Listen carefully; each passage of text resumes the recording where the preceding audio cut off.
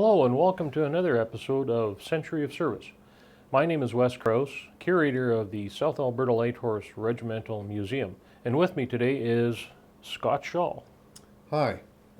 Today we're very fortunate to have with us Captain Don Gerling. Don Gerling has served with the Medicine Hat Police Service and served with the Royal Canadian Army Cadet Corps here in Medicine Hat for a number of years. It's great to have you out here with us today, Don. And just to get us started here, you haven't always lived in Medicine Hat. Where did you start out and what made you come to Medicine Hat? Well, thanks for inviting me, and it's quite a privilege to be able to speak with you today. I was born in Medicine Hat in 1955. My dad was a railroader, and he was transferred to Calgary very shortly thereafter, so I grew up in Calgary until I left college. And the police hired me in 1975. That's why I came down, and the rest of my life here, I guess, was as a result of that. Well, it's great. Right back as a tight bungee cord. Off you went, and you came back, and not even knowing that you were going to come back. Was it more fortune, or was it something you were really actually going after to be a police officer here in Medicine Hat? Well, I really wanted to be a police officer. I went to Mount Royal College in the police science program, as it was called back then, and of course, then you hang out your resumes hoping to get a job somewhere.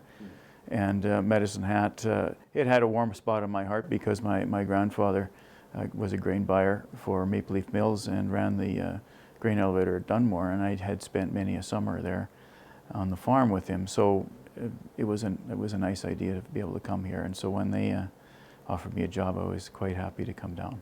Well, excellent. You've served with the local force for quite a number of years, then I hear. 37 years in total. Very proud of my service, and I had very fortunate to have a very varied career. I had my fingers in lots of the different elements of the police service, starting out in patrols, as you all do as a general duty police officer, walking the beat downtown. Fond memories of that. 1982, I went to Ottawa to Canadian Police College. I graduated from the Identification Methods and Techniques course, which is the famous word today is CSI. But that's what I did for over 8 years of my career, 2 of which as the sergeant in charge of it. So that was one big significant chunk of my career. After promotion through that, I was in charge of our crime prevention unit, which incorporated working with youth in our school systems. So I was involved with the school boards and many different projects in that area. And a sidebar to that, I was a board member to the Samus Immigration because they also wanted a voice on the police service. So I was, for many years, involved with them also. So detective sergeant, patrol sergeant, and then a watch commander as a staff sergeant for a number of years. The last 2 in charge of all of our specialty units. So I was in charge of ident and traffic and the K9 section and all those units, as well as procurement and quartermaster. So that was the last 2 years of my career as a police officer. It sounds like you're really involved community-wise, and I understand that you got involved with the local cadet corps as an instruction, or like an instructor, and as CO eventually. Yes, I think it was about 1996, I was approached to see if I would be interested in volunteering with the local cadet corps. And my youngest son was just getting close to the age of 12 and was wondering what he was going to do. In any event, he decided he wanted to join, and I started as a volunteer. I liked it, and he seemed to enjoy it, so I signed on to don the green uniform, took a commission in 1997. So I guess that makes about 18 years I've been in the Army Reserve under the CIC branch. I'm still in. I enjoyed working with the youth. Both my sons participated as they through the Corps as well. I stayed on long after they had had their little stint in it. I think one of the things that I found particularly relevant as a police officer in the community to deal with youth at this level and have that input, that nexus. I mean, of course, they all very quickly come to know what you do for a living as well as being a cadet officer. So I had a connection there, and there are some success stories, and I won't go into names because it's not really appropriate, but there are some people that came from, if you want to say, the wrong side of the cracks, or from a disadvantaged family that showed up on the doorstep of the Cadet Corps with perhaps a fractured family, single families and whatnot. Not having a lot, and the cadet movement, one of its greatest attributes is that it costs nothing to join it. We provide everything for them, so everybody's equal, they all wear the same uniform. So they all come in with the same opportunities. And there's some that have made it all the way to the Reg Force, and some of them are in Reg Force today that came from some of these disadvantaged families, and I still get emails from some of them from time to time, just saying, hey, here's what I'm doing now, and so on and so forth. Been invited to some of their weddings. And you know, those really sort of tug at your heartstrings, that you know that you've given back something. So some kids that may have taken a path and become my clients on the blue uniform as opposed to the green. That might sound a little bit crass, but in reality, I mean, you want to see people succeed. You don't want to see them fail. And the youth is our future. So I stayed with it and still am with the Cadet Corps. I did 2 stints as a commanding officer, and I'm now in a support role, and actually, because there are shortages, I'm back doing some fairly significant teaching as well. Mm-hmm. So, and of course, my interest with the regiment and the history and whatnot, it all kind of fits into the things that of my own personal hobbies and interests. So, it was my history goes back to my grandfather, who was in the British Army in the First World War, and he was gassed and taken prisoner, and died at the age of 28 from the effects of the gas. And probably that is why I'm a candidate today, because my great-grandmother brought half the family over, and my grandmother took a job as a housekeeper for a farmer near Foxcombe, Saskatchewan. So that's how my family got into this country. So first-generation Canadian that I am. Well, it sounds like your whole family is into the service line, not necessarily so with even just the military or just policing. I mean, you're getting on both elements. You mentioned that you get on with a lot of history and heritage. Is there anything else you do with history or heritage, or committees or something like that? Do you play in the pipes and drums or anything like that? I've undertaken the most difficult project of my life, learning to play the bagpipes. So I am a member of the South Alberta Pipes and Drums. I work as the quartermaster for the Corps, and continue to struggle to play competently enough. But that's a passion of mine. I enjoy that. I'm a member of the Royal Canadian Legion and volunteer for those sorts of things, and I get involved with the Poppy Drive and Remembrance Day ceremonies with that, of course, both with them and with the cadets in the regiment. Mm-hmm. The Royal United Services Institute, of which I'm a member also, which perpetuates military history and whatnot. So I'm involved in that. Last year I went with the regiment in 2013 for the battlefield tour with them, and took my pipes with me and piped at several of the Canadian and Commonwealth cemeteries, which was quite an honor to be able to say that, including Vimy Ridge, which is, I guess not too many people can say that. So No. That's very cool. It was very emotional, but very rewarding. And Excellent. the stories that you saw and what you heard, and it made you appreciate what we have in this country, that's for sure. Now, I understand that you're having a little bit involvement with the Esplanade and their World War I exhibit. Now, correct me if I'm wrong, did you not put together a recreation of a uniform that was from like a grandfather or a grandparent? No, it's not from them, but I did, and I guess this is going into some regimental history. And it connects to the pipe band as well. In the First World War, virtually, as I understand it, almost all of the pipers from the band at that time joined up. A number of them went to the Lethbridge Highlanders, and then went overseas and were broken up into the Canadian Scottish Regiment and segmented out. I think, to my knowledge, only one, Alex Hosey, returned. The other ones didn't make it. So the Lethbridge Highlanders regiment was disbanded, but they're perpetuated into the South Alberta Light Horse lineage, and so their history becomes the regiment's history. Because I have the interest in the pipes and drums from the South Alberta Pipes and Drums, of which there's a connection then, of course, to the 113th Highlanders, Lethbridge Highlanders, and of course the regimental connection, I thought it would be an interesting project to put together, try and put together a uniform of the 113th Lethbridge Highlanders, what they would have worn. And I have done that, so I have a World War I uniform, which I wore to the ceremony that we had for the opening of the World War I exhibit. And that took about 2.5 years to try and get all the various accoutrements. Some things, most of it's original, some of it, of course, I had to have it reproduced because it didn't exist. But so that was sort of my own little personal project that I had undertaken because of my love for history and because they're so interconnected with the things that I'm involved with. You got a passion for the detail and a passion for the history as well. That's fairly obvious in this one.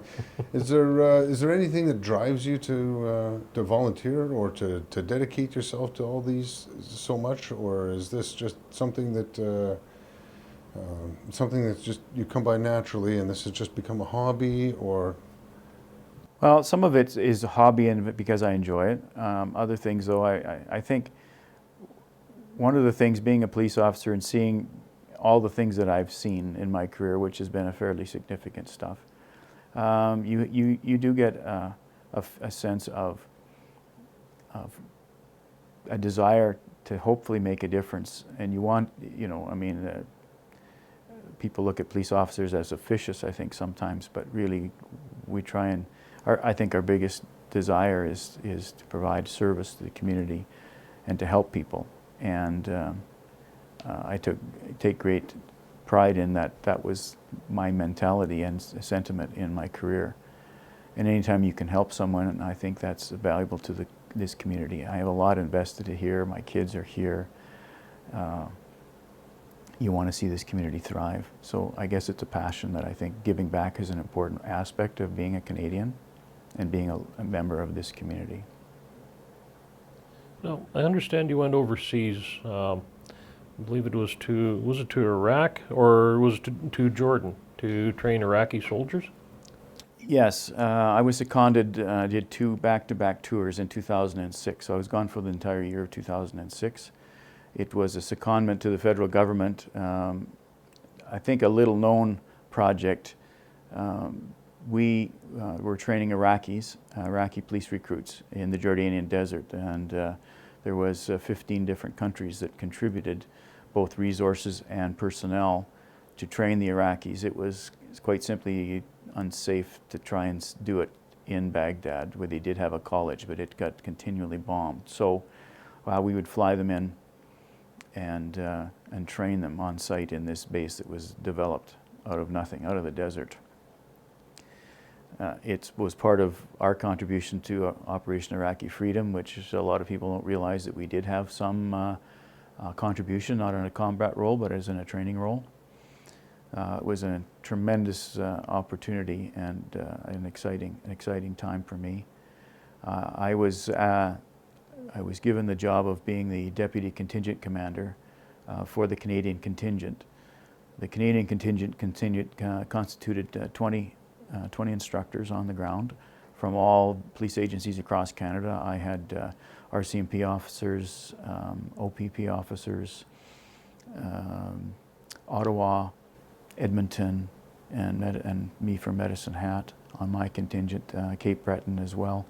And they rotated on a 6-month basis, but as I said, I stayed for a second tour. My responsibility then was to the welfare and of the 20 Canadians on the ground, as well as being an instructor. So the first 6 months, I was instructing in specific basic police tactics, operational tactics.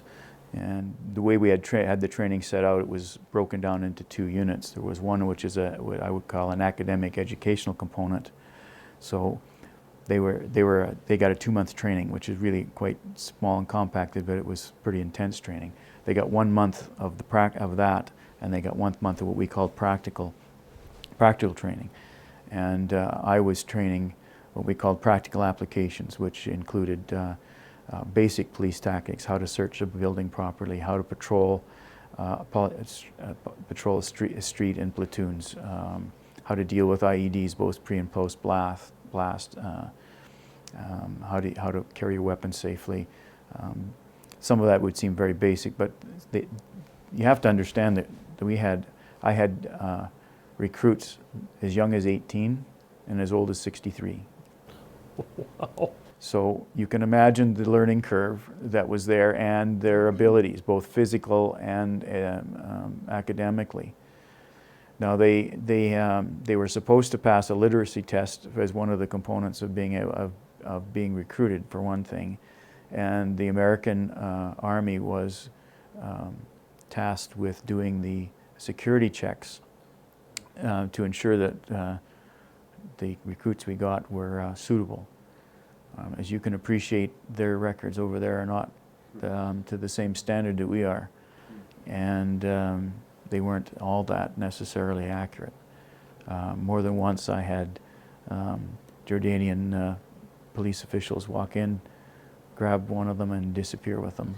And when you ask why, they say, well, this man was wanted for a serious crime, homicide or something in Iraq, never be seen again. So you never really knew for sure who you were training entirely, but it was very interesting and challenging. And of course the language aspect of it alone. So you're teaching with what we call language assistants, but essentially a translator, who you got to know quite well because you're actually physically training with them. So it was really quite a close relationship that you built while you were there. I can't begin to express how interesting it was. I mean, to be immersed in a culture that's completely foreign, both from a religious perspective and from a language perspective. And it was amazing that how well we were able to communicate, even with all those barriers, how well we were able to communicate and put out a product. And I'm very proud of what Canada did there. We were the third largest contingent behind the Canadians and the Brits, and of the 15 countries there. We had 20 there. The British Army, or the British had in the 50, 52, and the Americans about the same number. And some of them were as small as 3. The Australians usually had 3, and they rotated their people out on a 3-month basis. So we had a constant flux of people, both instructors, and of course, every 2 months we got a new group, 1,200 recruits. 1,200 boots on the ground every 2 months changed. So every 30 days, 600 would leave, and we'd get 600 new ones. Wow. It's quite a busy part of your policing career, obviously, and coming so closer to the tail end of it. What caused you to decide that maybe policing wasn't what you were going to do anymore? So you're retired. What caused the shift in service? From which? From being an active server and deciding that it's time to not be a police officer anymore. Well, I mean, I did 37 years. I guess I decided, well, I'm 2 years past. They asked me to stay 2 extra years, I guess, because of special projects that I had hoped that I would engage in, and I agreed to stay because I was still enjoying the job. And after the 2 years was up, I guess it's like, well, I guess I'm done. My pension is maxed out. I'm not, it's time to move on to the retirement world, and I succeeded for about 11 months of that, and then. And then you found more joys, obviously. Yes, I took a job with Alberta Justice, so as a half-time position now. So I continue to serve. What do you do for Alberta Justice? I am called a provincial prosecutor. I prosecute the provincial offenses, that traffic tickets, photo radar that everybody loves, that sort of thing. Anything that's a provincial act, pretty much. Liquor tickets, and so I do that here and in Brooks. So it's more travel with that as well. And a little bit of travel, yes. And the family hasn't suffered by any of this? I mean, obviously the spouse can't take too much of a husband when they first retire, so maybe that had some input in the 11 months and said, get out the door, do something, or the family is still amiable to your being retired, or did they do just that, find something else for you to do? Well, it's kind of funny because my son came to me to the football game last night. We went to Regina for the Riders game, and he had phoned me and he said, "Where are you?" And I said, how come you're not home?" And I said, "Well, I do have a life." So it's like, why aren't you home? I want you for something. So I guess things don't change. But no, I mean, any kind of a service career obviously has impact on your family.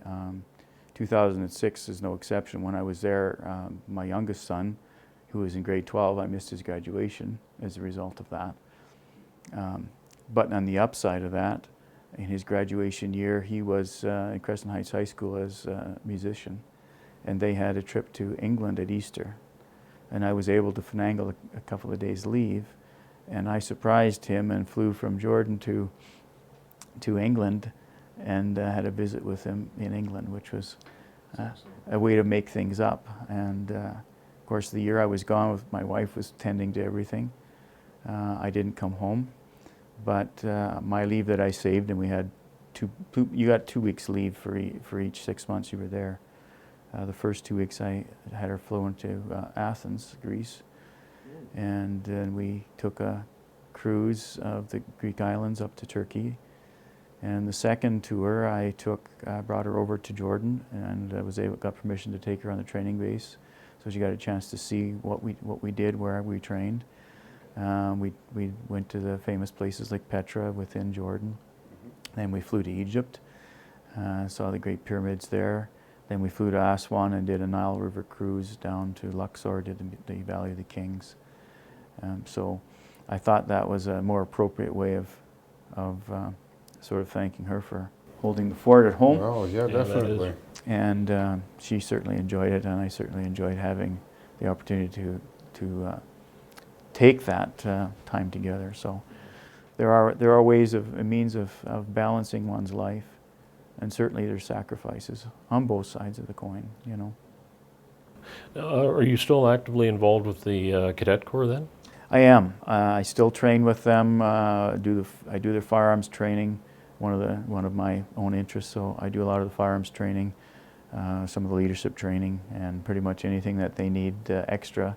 I'm sort of the extra body on the ground. And right now, because we again have some staff shortages, I've been thrown into the mix in a greater role than I had anticipated. But that's fine.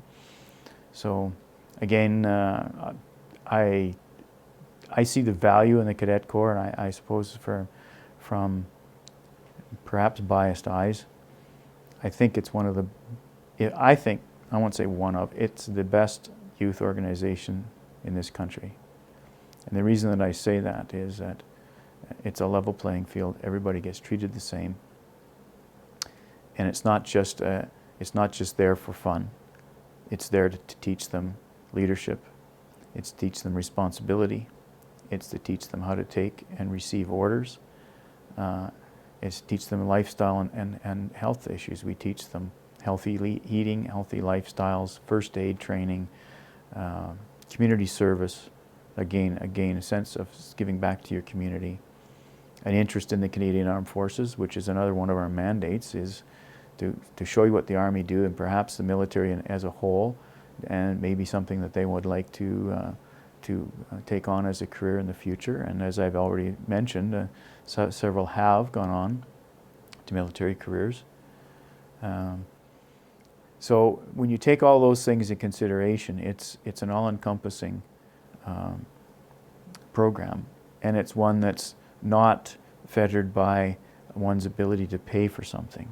It's there for anyone's children, and I think that's a key, because from my police career in particular, the disadvantaged people that you see, these young kids that come from homes that don't have maybe enough money, only have a single parent, they're easily dragged down a path. And if they don't have money, I mean, it costs a lot of money to put somebody in hockey and those sorts of sports. They come to us and it's like, this is going to cost you anything. And if you put effort forth, there's summer training. There's summer training that for anywhere up to 6 weeks of training that they can get at any number of summer training centers, where they get to do adventure training, canoeing, mountaineering, firearms. We had one this past year that made it all the way to Beasley to the Europe. I was just going to mention that. You know, these kinds of opportunities, well, those are priceless. You can't even put a price on it, let alone what it would what the actual real cost is. And this is all available to them for free. And even those that may have, I haven't had one yet. We had one that tried. If they meet the physical standard and have the fortitude, can jump out of an airplane with a parachute. You know, so there's so many opportunities there, and they're open to all of them. And I think that's what makes the program as good as it is. And unfortunately, perhaps we don't advertise it well enough. But it's certainly a tremendous, tremendous program, and that's why I continue to stick with it. Is this the end of your commitment to cadets? Like after this, after cadet instructor cadre, is there room to say maybe Army Cadet League or a unit rep or something like that? Oh, it's possible. We're the only branch of the military that are allowed to stay to age 65. Everybody else has to bow out at 60. So I get a few more years yet that I can stay in green. And at this point in time, I suspect I can't see any reason why I wouldn't put it out to its end. And the league may very well be something that that rears its head after that. But it's a great organization. I'm proud to be part of it. Oh, it definitely is. Well, I guess there is a very close connection with the Cadet Corps and the South Alberta Light Horse. Actually, looking at the insignia of the Cadet Corps, they wear the South Alberta Light Horse shoulder insignia. So there is a very, very close connection. It is. The Cadet Corps is part of the regimental family. They wear the brass proudly of the South Alberta Light Horse. This last change of command that we had in Medicine Hat and the Freedom of the City, I was fortunate to be part of that, and I think we had 40 cadets on parade marching downtown along with the rest of the regiment. I think that was an exceptional day, and I know that the kids that are involved and the cadets that were involved in that were extremely proud of that, and I was very proud of them as well. Not a single one of them fell out on parade, and it was a long parade. But that shows their pride in themselves, and again, that's another attribute that we try, and pride in yourself and self-discipline, and they showed well. And from a distance there, I heard the brigade commander actually comment about the quality and professionalism of the Cadet Corps. He was very, very, very impressed, and it was good to see. Yeah, it was a great day and a great showing. It was a great day for the regiment, a great day for the Cadet Corps, for sure. So what does Don Gerling have in the future besides a long, prosperous life? Are there any things that they want to expand upon? Obviously, you need to master the bagpipes before anything else can happen, but is there anything else that you have an interest in that you haven't started that journey yet? Well, I've started some of it. I think for my wife in particular, bringing over for the 2 trips that we did really opened her eyes to travel. My first experiment with the retirement, we took 3 weeks and went to Spain, Portugal, Gibraltar, and Morocco. And there's lots of Europe that we want to see again. We have another battlefield tour coming in 2016, and I think both of us are going to go this time on that. And as a result, we're going to, I think, if we can make it work, probably add on to that trip and go back and visit family in England. And we have, my wife has a cousin in Europe as well, in Luxembourg. So I think we're going to do a lot more of that sort of thing. It's definitely the thing for you. Yeah, and you know, I am a member of the South Alberta Light Horse Regimental Association, and very likely to take a greater role in some of that history. And of course, I volunteer here with the museum, which is a passion, and probably very much likely continue with that and maybe get my feet even deeper into the muck, so to speak. And I think there's some interesting projects down the pipe that I'm not that good at wrench turning unless somebody tells me which way to turn them. But some of the restoration stuff would be kind of interesting to be involved in. I'm certainly not a mechanic by any stretch, but I can hold a paintbrush and I can turn a wrench. So they might con me into something that will be of some value. It's no horse, but obviously you don't need a wrench for the horse either. But no, I mean I have horses too, and that's another hobby. Yeah, their little hobby is doing some horseback riding, and I do have a few cows on the side here and there. So Don, when you were over in Jordan, as a Canadian, what was your perspective on the training you gave there? What did you bring in? Because as you mentioned, we didn't really have a large capacity to support the war in Iraq. So as a Canadian, what was your take on the training you did over in Jordan? Well, I'll give you an example of how it all started. Literally the first day that we got there, they bring us in, as 20 Canadians, into a big room, and they've got the department heads of all the different areas of training. And we had about 8 or 9 different sections, firearms and various sorts, and there to introduce us to this group. And they literally began fighting over us, like, "Oh, we get this guy, and we can have no. We want the Canadian. We want this Canadian." And it was a very surreal moment, because it's like, what's going on here? And it was because our predecessors, the ones that had been before us, had obviously shown that we made very good. We were very good instructors, and were sought after, and so they fought over us. And after we had gotten into our respective areas, you ask, of course, I had translators working for me, Arabic translators, and they said, "Well, we're really happy to have Canadians over here." And I said, "Well, what's so special about us?" They said, "Well, first of all, we can understand you, or you're very easy to translate for." He says, "I can't say that for some of the others." So, obviously that's a very simple reality. But they said the other thing is that anything, and this is not only coming from the translators, but from actually the head of the whole government, the whole training.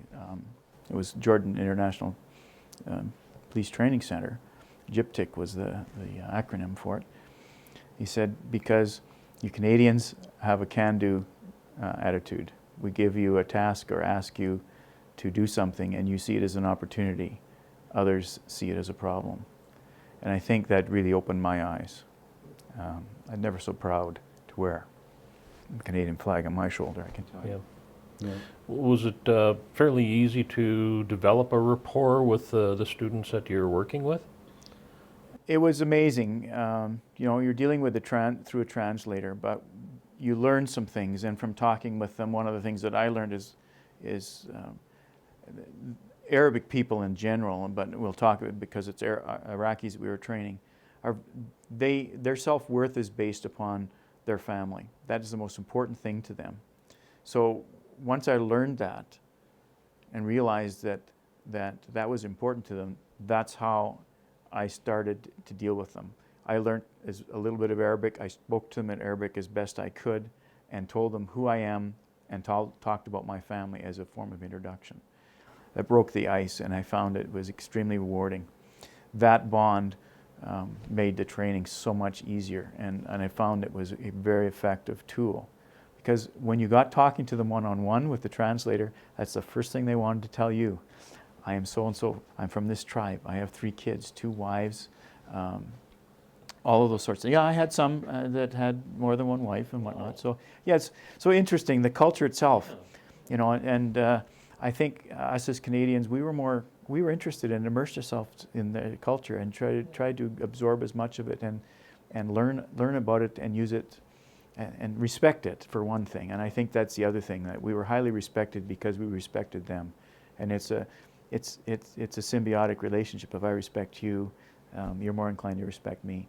And it was those bonds that were created that was so special. And it was really proud for them to say, like, to be fought over is like It's like You wanna it's like beat that. draft day at the NHL. If I go in the first round, and it was quite funny, really. But it just really showed you something, and it showed you something about what we contribute to the world. And sometimes we don't think as Canadians that we necessarily are contributing on the world stage effectively. And I think we don't know how effective we are, and how valued and how we're seen in the world. And that's something something to be proud of as Canadians. Well, I would say. You mentioned that the previous rotation obviously had done exactly what you'd done, so that when you came in, they started fighting about you. Do you think that's necessarily due to the caliber that many of us are still the same? Those of us who decide to serve will do inevitably the same thing, and that we all have the same sort of can-do attitude that makes us Canadians. That's our outside appearance. Is that necessarily the feeling you got? Because it wasn't necessarily just your group of 20. It was your predecessors as well, and quite possibly the people that followed you. I think it does. I think it comes from well, our country is a country of immigrants to start with. I think that makes us perhaps maybe more tolerant, or maybe have a greater desire to learn about other people's cultures and accept them for what they are, and not to be so critical. I think as Canadians in generally speaking, we are that way, and I think that predisposition is part of it. I think that because our parents, most of us that came here from other countries, were in a sense pioneers, and they had to find ways to get along. This was, Canada can be not a very warm environment in terms of climate and everything else to survive. So there is that kind of pioneering spirit of, we've got to find some way to get it done. I can't say that for sure, but I think that is a general attribute that most Canadians possess, and when it's seen by other countries, then they can appreciate where we're coming from. Definitely. Yeah, and I think it's historically, Canadians in general, even from pre-Iraq into, other world wars, that the Canadians were very, very well respected. In World War I, the Axis absolutely feared the Canadians. Like they were the shock troops, and they gained a reputation. And then likewise in World War II, the Germans are like the Axis forces. If they were facing Canadians, like they were done for. They didn't want to do that. And now, the reputation, not necessarily as a warring nation, but as it has melded into a more open nation of the willingness to help and to understand and to contribute to a country that's in strife.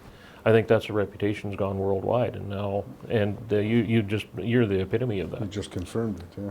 Yeah.